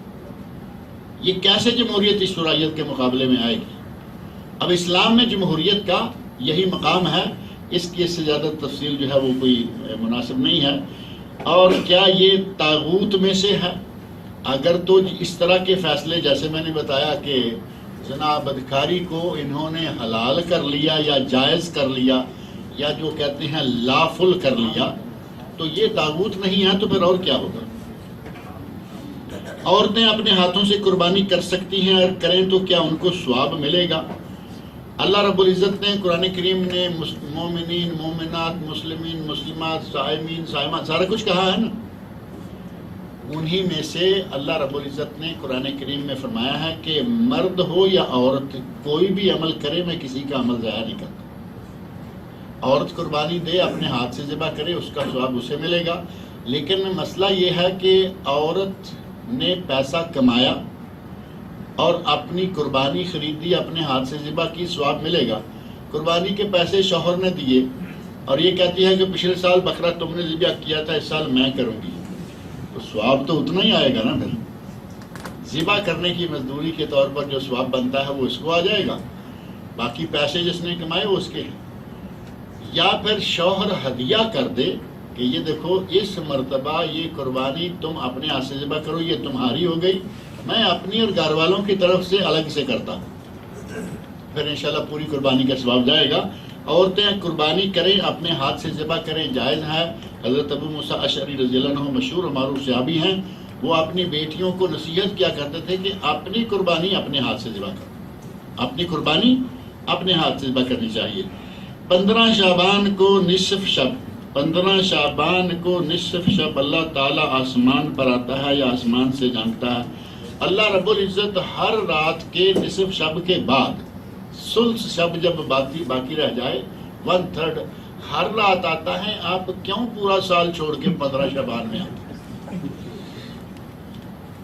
شعبان اب چونکہ قریب آ گیا ہے۔ آج کا اردو نیوز آپ لوگوں نے دیکھا ہوگا، اردو نیوز میں آج کا میرا موضوع یہی ہے، پورا ایک صفحہ الحمدللہ۔ اللہ تعالیٰ قبول و منظور فرمائے۔ 15 شعبان کے روزہ کے لیے بھی ہم مارے پھر رہے ہیں، جبکہ پیر جمعرات روزہ، 13، 14، 15 روزہ، ایک دن چھوڑ دو، ایک دن روزہ، سارے چھوڑ دیں گے، 15 شعبان پہ زور ہے۔ یہ آخر کیوں؟ پھر سارا سال نہیں ڈرتے، 15 شعبان کو گھبرائے پھرتے ہیں، کہیں اس سال ہمارا نام نہ کٹ جائے۔ یہ نام کسی وقت بھی کٹ جائے گا، اور یہ وہ دن نہیں ہے۔ کم از کم اتنا تو میں آپ کو یقین دلا سکتا ہوں کہ 15 شعبان کو نام نہیں کٹتا، لیلۃ القدر میں نام کٹتے ہیں، اور اس کی ہمیں پرواہ اتنی زیادہ نہیں ہوتی۔ وہ رمضان کے آخری عشرہ، وہ بھی الحمدللہ بالکل قریب آ گئی ہے۔ آخری عشرہ کی طاق راتوں میں جو رات ہے لیلۃ القدر، اس رات میں نام کرتے ہیں جس کے کٹنے ہوتے ہیں۔ قرآن کریم سورہ دخان، لیلہ مبارکہ، انا انزلناہ فی لیلۃ مبارکہ انا کنا منذرین فیہا یفرق کل امر حکیم امرا من عندنا۔ اللہ نے فرمایا اس رات میں حکیمانہ فیصلے ہوتے ہیں، یعنی اس رات میں نام کٹتا ہے۔ جس رجسٹر سے ہم ڈرتے رہتے ہیں نا، وہ 15 شعبان کو نہیں لایا جاتا، وہ رمضان میں لایا جاتا ہے۔ لہذا 15 شعبان کے بارے میں اس طرح کے نظریات لے کے بیٹھنا اور حلوے پکانا، کپڑے بدلنا، یہ کرنا وہ کرنا۔ حلوے کے بارے میں بھی پچھلے دنوں میں شاید تمام میں اس دن بات کر رہا تھا۔ حلوہ کھانے کا مولویوں کو اتنا شوق ہے، پوچھا گیا کہ بھئی 15 شعبان کو ہی حلوہ کیوں؟ تو کہیں گے جی نبی پاک کے دانت ٹوٹے تھے، آپ کچھ سخت چیز نہیں کھا سکتے تھے، حلوہ تیار کروایا گیا اور آپ نے کھایا۔ اس اندھے مولوی سے پوچھو کہ ارے یہ تو بتاؤ کہ غزوہ احد کب ہوا؟ اتنی ہوش نہیں ہے، حلوے میں اتنا جوش آ گیا کہ جو کام شوال میں جا کے ہوا، رمضان کے بعد شوال میں غزوہ احد ہوا، اس وقت دانت ٹوٹے۔ اگر حلوہ پکا تھا تو اس وقت پکا، شوال تک صبر کر لو تب تاکہ دانت تڑواؤ اور حلوہ کھاؤ، سنت پوری ہو جائے۔ تم حلوے کے شوق میں اتنا پہلے آ گئے ہو، دانت بھی سالم اور حلوہ بھی گمائے چلے جاتے ہیں۔ اگر قصاصاً بدلہ لینے کی بجائے معاف کرنے کے بعد ظالم کی طرف سے دوبارہ ظلم کیے جانے کا پھر اندیشہ ہو تو کیا ایسی صورت میں معاف کرنا افضل ہے؟ قصاص معاف کرنا ہر حال میں افضل ہے۔ ایک مرتبہ ظلم کرے گا، 2 مرتبہ کرے گا، اللہ رب العزت نے معاف کرنے کو افضل قرار دیا ہے، وہ وہی حال رہے گا۔ اور ظلم کرنے والے عموماً ایسے ہی ہوتے ہیں کہ وہ تو ہماری آج کی جو شرافت ہے اس کو عموماً کمزوری شمار کیا جاتا ہے۔ آپ نے شرافت کا مظاہرہ کرتے ہوئے، شریعت پہ عمل کرتے ہوئے معاف کر دیا، وہ سمجھتا ہے کہ شاید اس میں جان ہی نہیں ہے۔ جہاں کہیں جان نہیں ہوتی وہاں بھی پتہ چل جاتا ہے، اور جہاں جان ہونے کے باوجود معاف کیا جاتا ہے وہاں بھی پتہ چلتا ہے۔ لیکن ظالم کو عادت ہوتی ہے، بچھو کے بارے میں مشہور ہے، کہتے ہیں کہ بچھو چلتے پھرتے ڈنگ مارتا جاتا ہے، اس کے ساتھ اللہ کے نبی صلی اللہ علیہ وسلم نے فرمایا، آپ اندازہ کریں، نبی صلی اللہ علیہ وسلم نے کبھی کسی کو برا نہیں کہا، کبھی کسی پہ لعنت نہیں آسانی سے کی، لیکن اس بچھو کے بارے میں کہا لعن اللہ الاقرب، اللہ بچھو پر لعنت کرے، لا یادع نبی ولا غیرہ، یہ تو دوسرے نبی کو بھی معاف نہیں کرتا۔ اور دوسری روایت میں ہے لعن اللہ الاقرب لا یادع مصلیا ولا غیرہ، بے نماز تو کو کاٹے ہی کاٹے لیکن یہ نمازی کو بھی معاف نہیں کرتا۔ تو بچھو کو عادت ہوتی ہے ڈنگ مارنے کی، اور ظالم کو عادت ہوتی ہے ظلم کرنے کی۔ آپ اپنا کام کریں، وہ اپنا کرے، وہ ظلم کرے آپ معاف کریں، اسی میں خیر و برکت ہے۔ کیا داماد اپنی ساس کو جو عدت میں ہو اس کی عدت کے دوران مل سکتا ہے؟ ساس اور داماد محرم ہوتے ہیں، وہ عدت میں بھی ملے، غیر عدت میں ملے، بلا پردہ ملے۔ داماد اور صاف کی بات کر رہا ہوں، بہنوئی اور سالی کی نہیں، کہیں دوسری طرف نہ لگا لیں۔ آج کل بہنوئی اور سالی محرم بنے ہوئے۔ داماد اور ساس جس دن کسی کی بیٹی سے نکاح ہو جائے، رخصتی ابھی باقی ہے، اگر بیٹی سے نکاح ہو گیا اس کی ماں اس کے لیے قیامت تک کے لیے حرام ہو گئی، محرم ابدی بن گئے۔ لیکن اگر کسی عورت سے نکاح ہوا اور اس کی جو بیٹی ہے رخصتی ابھی نہیں ہوئی اور اس نے اس کو چھوڑ دیا، اس کی بیٹی سے نکاح کر سکتا ہے، لیکن ماں سے کبھی بھی چاہے رخصتی ہو یا نہ ہو۔ یہ بات ذہن میں رکھیں، کتنا قریبی محرمیت کا رشتہ ہو جاتا ہے اس کا ساس کا اور داماد کا۔ اور آپ سوال کر رہے ہیں کہ عدت میں مل سکتی ہے؟ عدت میں، غیر عدت میں، ہر موقع پر جہاں پردہ کرنا ہے وہاں کراتے نہیں، اور جہاں پردہ ہے ہی نہیں، سسر سے پردہ ہے اور دیور سے پردہ نہیں، کہیں آپ کے علم میں ایسی بات ہے یا نہیں؟ پہلے سے سسر سے پردہ کیا جاتا ہے اور دیور کھلا ہوا شانڈ کی طرح گھر میں پھر رہا، اس سے کوئی پردہ نہیں۔ اللہ کے نبی صلی اللہ علیہ وسلم فرمایا الحم الموت، یہ دیور تو موت ہے، موت قبول ہے، اور جو باپ ہیں اس کے سامنے پردہ کیا، اتنا لمبا گھونگٹ کاٹ کے بچی ہوتی۔ اللہ رب العزت ہدایت دے۔ ہمارے معیار بھی بڑے عجیب قسم کے ہیں۔ کیا کسی کو زکوٰۃ دینے سے پہلے اسے بتانا چاہیے؟ اگر آپ مناسب طریقے سے، کوئی فقیر آدمی ہے اور اس کو زکوٰۃ دیتے ہیں، بتا دیتے ہیں تو اچھی بات ہے، لیکن بتائیں کیسے؟ آبرو مندانہ انداز اختیار کریں، یہ نہیں کہ یہ لو یہ ہماری زکوٰۃ ہے، کہ ایسا نہ ہو کہ کل کو ہمیں کوئی کام آئے اور تم اپنی آنکھیں، یعنی آپ کل کے لیے اسے اپنا غلام نہ بنا لیں زکوٰۃ کے پیسے سے۔ آبرو مندانہ، اس کی عزت نفس بھی مجروح نہ ہو اور آپ زکوٰۃ بھی دے دیں۔ اور ایک بات ذہن میں رکھیں کہ ہمارا ماحول پاک و ہند کا، ہمارا ماحول ہے کہ اگر آپ کسی رشتہ دار کو جا کے یہ کہیں گے نا کہ یہ لو یہ میرے زکوٰۃ کے پیسے، میرا خیال ہے کہ آپ مار کھا کے واپس لوٹیں گے. کیا خیال ہے؟ اس لیے زکوٰۃ کا پیسہ دیں، بتائیں، لیکن آبرو انداز اختیار کریں. تو لوگ لے بھی لیتے ہیں، اور اگر اس طرح کا انداز اختیار کریں گے دیسی قسم کا تو لوگ مار بھی دیتے ہیں. میرے بھائی کے مالی حالات بہتر نہیں، لیکن کھانا پینا اور دوسرے اخراجات کسی نہ کسی طرح پورے ہو ہی جاتے ہیں. کسی نہ کسی طرح سے کیا مراد ہے؟ انشاءاللہ جائز طریقے سے تو ہے نا، 2 نمبر تو نہیں ہوتے. جائز طریقے سے اگر اس کے جائز اخراجات پورے ہو رہے ہیں اس پہ زکوٰۃ نہیں لگتی، کیونکہ ساتھ میں آدمی بھوکا مر رہا ہے، اس کو زکوٰۃ دیں چاہے وہ غیر ہے. اور ایک معیار ہمارے یہاں یہ بنا ہوا ہے کہ میری مثال کے طور پر 20,000 ریال تنخواہ ہے، میری ہے نہیں اتنی لیکن الحمدللہ مثال کے طور پر اس لیے میں کہا 20,000 میری تنخواہ ہے اور میرے بھائی کی ہے 10,000. میرے حساب سے تو مسکین ہے یا نہیں؟ اس کی صرف 10,000، میری 20,000 ہے. تو میں دیکھتا ہوں کہ وہ بچے والا بھی ہے، یہ بھی ہے، وہ بھی ہے. تو اب میں کہوں کہ میں اس کو زکوٰۃ دے دوں، مسکین ہوا نا. جیسے عموماً آپ نے شاید کہیں محسوس کیا ہوگا، عموماً یہاں کے لوکل لوگ ہمیں مسکین سمجھتے ہیں. کبھی ایسا ہوتا ہے کہ اسے پتہ نہیں کہ اس کی تنخواہ کتنی ہے. بعض دفعہ ایسا بھی ہے نا کہ آدمی کو معلوم نہ ہو کہ اس کی تنخواہ، مجھے کسی کو معلوم کیا ہے کہ میں کیا لیتا ہوں. جو دیتا ہے کیشیئر یا منسٹری بھیجتی ہے اسے معلوم ہے، میرے گھر والوں کو معلوم ہے، دوسروں کو کیا معلوم. کبھی ایسا ہے کہ ہو سکتا ہے کہ سعودی سے فارنر کی تنخواہ زیادہ ہو لیکن وہ پھر بھی اس کو مسکین ہی سمجھتا ہے. تو یہ ایک اپنے لوگ معیار بنا لیتے ہیں. ایسا نہیں کہ بھائی کی مالی حالت کمزور ہے اور آپ اس کو زکوٰۃ دے دیں. یہ ذہن میں رکھیں، فقیر اور مسکین کون ہیں؟ 2 آدمی.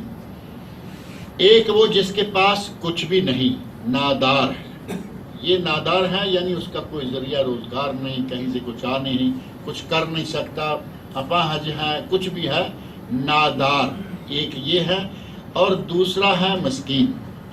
یہ فقیر ہو گیا، ایک مسکین. دونوں کو ایک دوسرے کے پر بھی فٹ کیا گیا. لیکن ایک یہ ہے کہ آدمی کماتا ہے، تنخواہ ہے، بزنس ہے، کچھ بھی ہے، لیکن جتنے جائز ضروری اسلامی شرعی اخراجات ہیں وہ کمائی سے زیادہ ہیں. یہ مسکین ہے اور اس پر زکوٰۃ جائز ہے. وہ 5,000 ریال تنخواہ لے رہا ہے، ٹھیک ہے، لیکن اس 5,000 سے اس کا خرچ جو ہے 5.25 5.5 6,000 ہے. جائز خرچ ہے. کسی کی 2 بیویاں بچے ہیں، کی تھی شادی، کام کاج اچھا تھا، کسی طرح سے کمی بیشی ہو گئی. ایسے حالات بن سکتے ہیں یا نہیں؟ اس آدمی کو آپ زکوٰۃ دے سکتے ہیں. لیکن صرف اپنے آپ سے دوسرے کو ذرا نیچے دیکھیں اور کہیں کہ ان کے اخراجات ذرا حالت پتلی ہے، ضروری اخراجات تو چل رہے ہیں. گھر میں ڈیلی ایک فلم آتی ہے، ڈش لگی ہوئی ہے، ہر گھر کے فرد کے پاس موبائل فون بھی موجود ہے، گھر میں ٹیلی فون ہے، فریجیں، اے سی، ہر چیز چل رہی ہے. آپ اس کو بھی زکوٰۃ دینا چاہیں گے؟ کچھ ضرورتیں اور مجبوریاں ہیں، ان کے بغیر چارہ نہیں. ان کی اگر آدمی پوری نہیں کر پا رہا تو ان کے لیے زکوٰۃ جو ہے وہ جائز ہے. حج بدل کیا جا سکتا ہے. حج بدل کرنا جائز ہے اور اس کے کئی دلائل موجود ہیں. 3-4 حدیثیں ہیں. 4 قسم کا، 4 طرح کے لوگوں کا بدل ہو سکتا ہے. چاروں طرح کی حدیثیں موجود ہیں. مرد عورت کی طرف سے بدل کر سکتا ہے. ہمارے یہاں کہتے ہیں جی نہیں، اماں کا حج کرانا ہے، کسی بڑھیا کو دیکھو. بڑھیا کرے یا بوڑھا کرے حج ہو جائے گا. مرد عورت کی طرف سے، عورت عورت کی طرف سے، مرد مرد کی طرف سے اور عورت عورت کی طرف سے، چاروں طرح جائز ہے. چاروں کی مثالیں کتب حدیث میں باقاعدہ موجود ہیں. ہماری کتاب ہماری ویب سائٹ پر موجود ہے، اس میں وہ چاروں ہم نے ذکر کر رکھی ہے. عمرہ بدل کے بارے میں کوئی مستند حدیث موجود ہے؟ یہ علماء کی مشترکہ رائے ہیں. علماء کے بارے میں یہ جو عمرہ بدل ہے اس کے بارے میں میں شروع سے کہتا آ رہا ہوں کہ مجھے اس کے بارے میں صراحتاً کوئی حدیث موجود ہو نہیں ملی. مجھے نہیں ملی. کچھ عرصہ پہلے کسی نے یہی بات ہمارے کسی درس میں سنی تو ظاہر ہے کہ پاکستان انڈیا کے ہمارے علماء لوگوں کے تعلق میں ہیں. مولانا حافظ عبد المنان صاحب رحمۃ اللہ علیہ گجرانوالہ میں بہت بڑے محدث، بہت بڑے عالم تھے. ان سے کسی نے بات کی تو انہوں نے ان کو کہا کہ یہ ایک حدیث ہے، وہ لائے میرے پاس. اس حدیث میں جو میں نے پڑھی، کچھ عرصہ ہو گیا اس بات کو، اس غالباً ترمذی شریف کی حدیث ہے، اس میں حج اور عمرہ دونوں اکٹھے کا ذکر ہے. حج بدل کا، حج اور عمرہ دونوں کا اکٹھے ذکر ہے. اس سے مجھے بھی انکار نہیں اور انکار ہو نہیں سکتا، کیونکہ حج تمتع ہے تو حج عمرہ اکٹھے ہوں گے، حج قران ہے تو حج عمرہ اکٹھے ہوں گے. مسئلہ ہے صرف عمرے کا. جو بھی رمضان میں جائیں گے، آج کل جا رہے ہیں، کیا اس کے لیے الگ سے کوئی حدیث ملتی ہے؟ مجھے نہیں ملی. لیکن علماء کہتے ہیں کہ چونکہ حج اکبر اور حج اصغر، حج جو ہے وہ حج اکبر ہے اور عمرہ حج اصغر ہے، دونوں حج ہیں، دونوں ہو جاتے ہیں. اور ہم کہتے ہیں کہ اللہ تعالیٰ قبول کرے، سب کے ہو جاتے ہیں. یہ قیاسی قسم کا مسئلہ ہے اور انشاءاللہ تعالیٰ صحیح ہے. لیکن یہ کہیں کہ اس کے بارے میں نص موجود ہے، مجھے نہیں ملی. اگر کبھی کسی کو ملے تو ضرور مہیا کیجیے تاکہ ہم بھی اپنا یہ جملہ چینج کر دیں. کیا قرض کے طور پر لیے گئے مال پر بھی زکوٰۃ فرض ہے؟ کیا قرض کے طور پر لیے گئے مال کا بھی 1 سال تک ملکیت میں رہنا ضروری ہے؟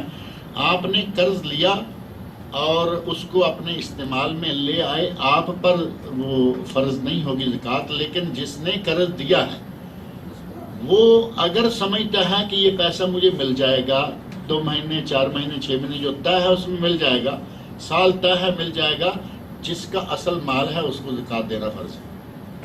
اور اگر قرض دے بیٹھا اور سامنے والے نے آنکھیں دکھا دی، کہا کہ جاؤ لے کے دکھاؤ، ایسے لوگ موجود ہیں، قرض لے کے آنکھیں دکھاتے ہیں، جاؤ یہ کورٹ ہے، یہ کچہری ہے، یہ پولیس ہے، جاؤ جا کے لیتے رہو، میں دیتا نہیں.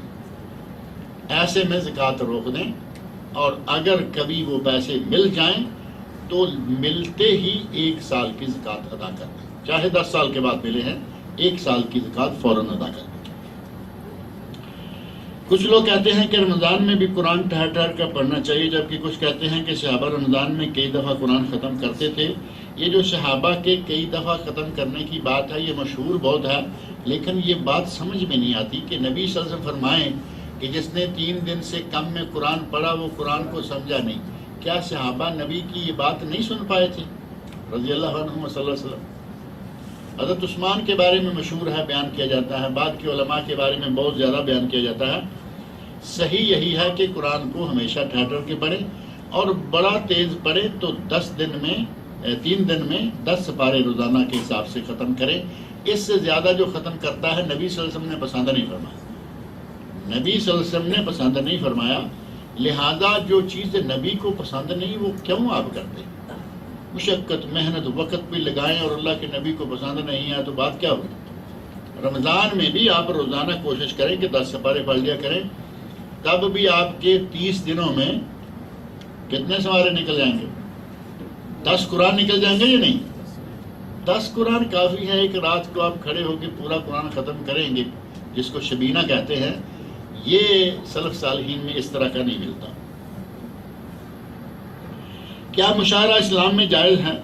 بھائی مشاعرے کی بات میں نے کہاں کی ہے؟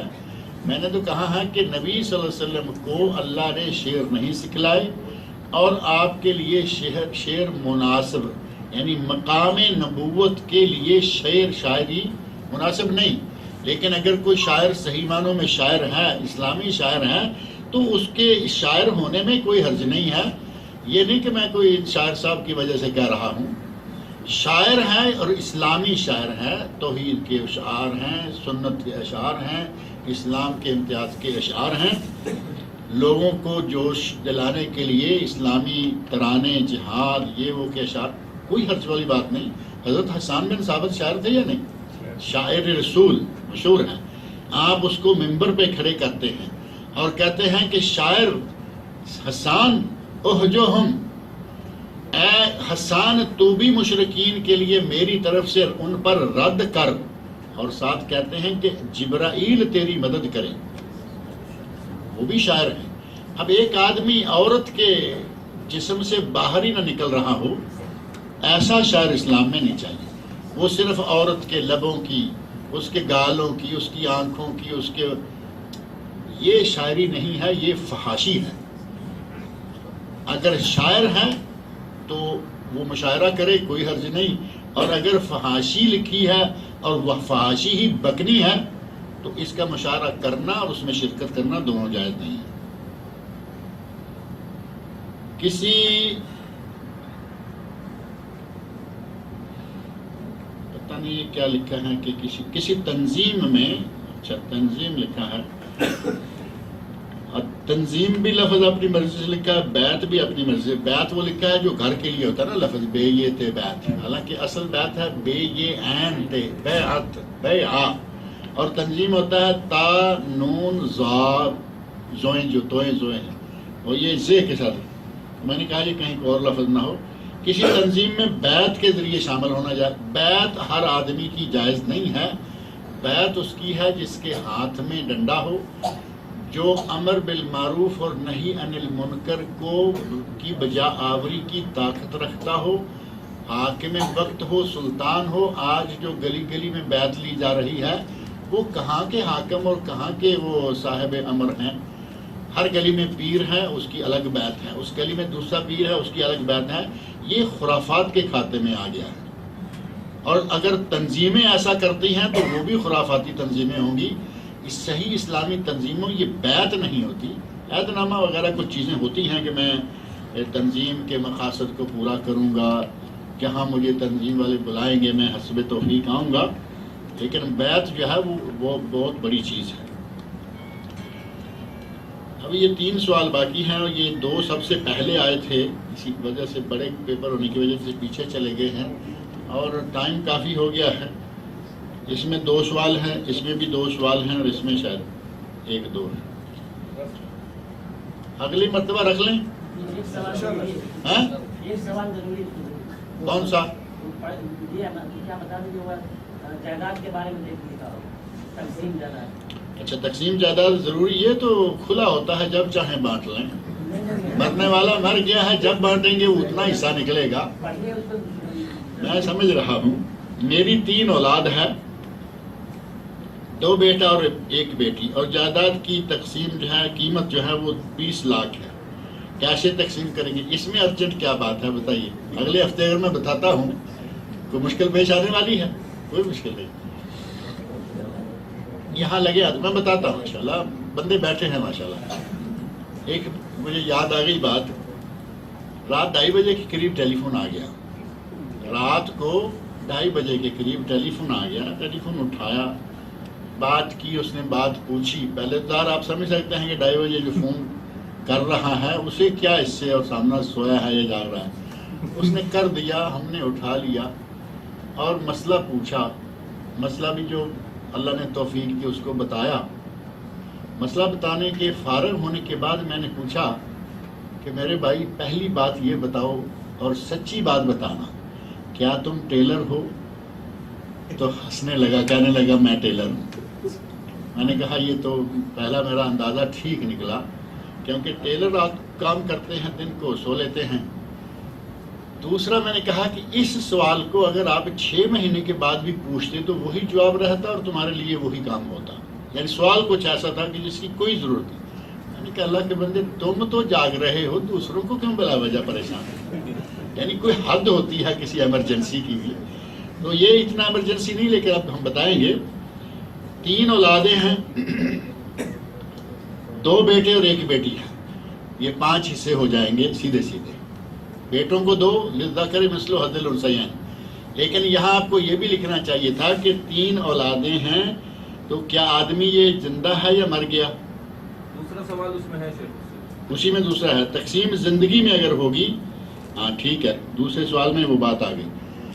اگر تقسیم زندگی میں ہوگی تو یہ 20 لاکھ جو ہے یہ 4 لاکھ پانچوں کو آ جائے گا۔ اگر زندگی میں ہوگی تو برابر ہوگی۔ حضرت نعمان بن بشیر رضی اللہ عنہ کا واقعہ حدیث میں بڑا مشہور ہے کہ انہوں نے اپنے ایک بیٹے کو غلام دیا، اور بیوی نے دل میں سمجھا کہ شاید کوئی گڑبڑ نہ ہو، کہا نبی صلی اللہ علیہ وسلم کو گواہی کے لیے کیا لیتے ہیں، معلوم تھا کہ آپ گواہی دیں گے تو پکی ہو گئی، اور اگر کوئی بات ہوگی تو آپ بتا دیں گے۔ گئے، کہتے ہیں کہ یا رسول اللہ میں نے اپنے بیٹے کو ایک غلام دیا۔ فرمایا کیا سب کو دیا ہے؟ سب بیٹی بیٹوں کو دیا ہے؟ فرمایا نہیں۔ تو آپ نے فرمایا میں ظلم کا گواہ نہیں بن سکتا، اگر تم چاہتے ہو کہ تمہارے بیٹی بیٹے سارے تمہارے ساتھ صلہ رحمی کریں تو سب کو برابر رکھو. عدل انصاف کا تقاضا یہ ہے کہ زندگی میں آدمی تقسیم کرے تو برابر بیٹی اور بیٹا. 4 لاکھ آگے پانچوں کو نا، 3 لوگ ہیں نا، 2 بیٹے اور 1 بیٹی، 3 ہیں، تو ان کو 20 لاکھ جو ہے وہ برابر 1/3 ایک کا، 1/3 ایک کا، 1/3 ایک کا. ایک بات پوچھنا تھا. ہاں جی، ایک بات پوچھنا تھا. مان لیجیے کوئی پراپرٹی ہے، مطلب کوئی فلیٹ ہے 20 لاکھ. ہاں. اب 2 بیٹوں میں آدھا آدھا بانٹ دیا تو باقی تیسرا جو بیٹی ہے اس کو کیا ملے گا؟ اب 2 بیٹوں نے بانٹ لیا آپ کے ہوتے ہوئے. رہتے میں ہم نے بانٹ دیا، چلو ایک آدھا آدھا تم لے لو، آدھا تم لے لو. ہاں، تو آپ ایسا کریں کہ اس پراپرٹی کی قیمت لگوائیں، ان دونوں سے آدھی آدھی لیں اور تیسرا حصہ بیٹی کو دے دیں. کوئی مسئلہ نہیں، پراپرٹی کی قیمت لگ جائے گی. ان بیٹوں کو کہیں کہ تمہیں بنا بنایا مال ہم نے دے دیا ہے، اتنا اتنا پیسہ واپس کرو جو تیسرا حصہ بن جائے، وہ تیسرا حصہ بیٹی کو دے دیں. بیٹوں سے لے کر اور اگر کسی کے مرنے کے بعد تقسیم ہوگی تو وہ ہوگی 5 حصوں میں، لیکن اس میں بھی یہ دیکھا جائے گا کہ کیا مرنے والا جو مر گیا ہے اس کی بیوی باقی ہے یا نہیں، اس کے ماں باپ ہیں یا نہیں. اگر ماں باپ ہیں تو 1/6 لازمی ان کا ہے. دنیا میں کسی کا حصہ نکلے نہ نکلے ماں باپ کا ہمیشہ نکلتا. اور پھر اس کے بعد ماں باپ کا 1/6 بیوی، چونکہ یہ بچے ہیں اس کا 1/8، بچے نہ ہو تو 1/4، اور اس کے بعد جو ہے وہ للذکر مثل حظ الانثیین، 5 کو 2 بیٹے اور 1 بیٹی ہے، 5 حصے کر لیے جائیں گے، اور 2 لڑکوں کے 1 لڑکی کا. لیکن یہ مرنے کے بعد. زندگی میں جو پہلے تفصیل آپ کے سامنے آ گئی. اب لگے ہاتھوں یہ بھی دیکھ لیتے ہیں. 2 سوال ہیں. ادار دینے کے بارے میں حدیث میں کیا فضیلت آئی ہے؟ ادار دینے کے بارے میں بڑی فضیلت ہے، اور قرآن کریم میں اللہ رب العزت نے فرمایا کہ اگر تم ادار دو تو پھر اس کو مہلت دو. ذو عسرۃ، اگر وہ سامنے والا کچھ تنگ دست ہے تو اس کو مہلت دو، الی میسرہ، جب تک کہ اس کے لیے آسانی نہ ہو جائے. اللہ رب العزت حکم دے رہا ہے، نبی اکرم صلی اللہ علیہ وسلم بھی اس کے لیے بہت ہی زیادہ نرم دل رکھتے ہیں کہ اگر کسی کو ادھار دو تو اب اس کے گلے میں ہر وقت انگلی نہ ڈالے رکھو، موقع دو، اس کو موقع دو. تمہارے لیے یہ صدقہ اور ثواب. قرض حسنہ کیوں کہا جاتا ہے ادھار؟ حسنہ کا معنی نیکی ہے یا نہیں؟ یعنی اگر آپ نے اس پہ کوئی پرسنٹیج نہیں رکھی نا، سود نہیں رکھا، تو یہ نیکی ہی نیکی ہے. لہذا ادھار دینے، اور جب سامنے والا ہے نیک نیت ہے لیکن کسی وجہ سے مجبور ہے تو اس کو مہلت دینی چاہیے. کپڑے بدلتے وقت زبان کو ذکر اذکار میں مصروف رکھ سکتے ہیں. آپ کپڑے بدل رہے ہیں تو ننگے ہو رہے ہیں. جب آپ ننگے ہو جائیں تو ذکر و اذکار منع ہے. خاص طور پر اگر آپ نے قمیض نکال لیا، پتلون بدل رہے ہیں، شرٹ چھوٹی سی ہے، وہ کیا ڈھانپے گی؟ وہ تو لوگوں کی نماز کے دوران کچھ نہیں ڈھانپ پاتی. آپ نے دیکھا نماز میں بعض لوگ ایسا کپڑا پہن کے آئے ہوتے ہیں، سجدے میں ہوتے ہیں، پیچھے سے ننگے ہو رہے ہیں. اس طرح کے کپڑا پہنتے بدلتے وقت آدمی ذکر اذکار نہیں کر سکتا. پہلے بسم اللہ پڑھ لیں پہلے، اور کپڑے بدل لیں. کپڑے بدلنے کے بعد پھر ذکر اذکار شروع کر دیں. کپڑے بدلنے کے دوران یہ کام روک دیں. نبی اکرم صلی اللہ علیہ وسلم باتھ روم میں داخل ہوتے وقت ذکر کرتے تھے اور نکل کر کرتے تھے، کیونکہ آدمی سطر کھول دیتا ہے اور کپڑے بدلتے وقت بھی کھول دیتا ہے. یہی ایک وجہ ہے. اور اگر نہانے کی جگہ الگ ہے اور آپ کپڑوں کے بغیر نہا رہے ہیں تو کیا استغفار پڑھ سکتے ہیں؟ بھئی آپ کپڑوں کے بغیر کا لفظ بھی لکھتے ہیں اور پھر استغفار پڑھنے کی اجازت کیسے طلب کریں؟ اگر یہ ہوتا کہ باتھ روم ٹوائلٹ الگ ہے، باتھ روم الگ ہے، کپڑوں سمیت نہا رہا ہے تو استغفار بات معقول ہے کہ پھر استغفار جاری رکھے، کوئی منع نہیں. لیکن جب کپڑے اتار لے، وہ ٹوائلٹ میں ہے، وہ باتھ روم میں ہے، وہ جنگل میں ہے، وہ کہیں بھی ہے، اس وقت استغفار کرنا جائز نہیں، ذکر اذکار کرنا جائز نہیں. اللہ تعالیٰ آپ کو جزائے خیر کہ آپ نے صبر سے کام لیا. انشاءاللہ اگلے ہفتے ملاقات ہوگی.